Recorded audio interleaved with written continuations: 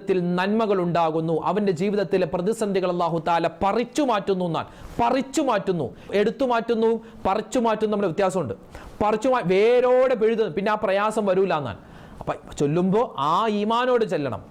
അത്രമാത്രം ഒരുപാട് പ്രതിഫലങ്ങൾ, ഇപ്പോൾ പറഞ്ഞതും പറയാത്തതുമായ നിരവധി നേട്ടങ്ങൾ കിട്ടുന്ന സ്വലാത്ത്.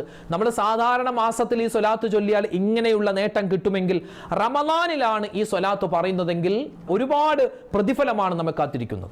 ഏതാണ് ആ സ്വലാത്ത്? നമുക്കൊന്ന് ചൊല്ലിയാലോ? ബിസ്മില്ലാഹിർ റഹ്മാനിർ റഹീം. സ്വലാത്ത്.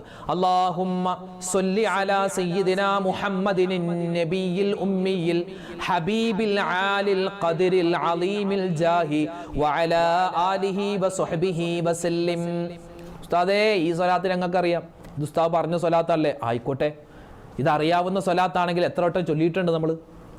എല്ലാം അറിയാം. എന്ത് പറഞ്ഞാലേ ഇതൊക്കെ അറിയാം. പക്ഷെ അറിയാം, എത്ര പേര് അമൽ ചെയ്യുന്നു?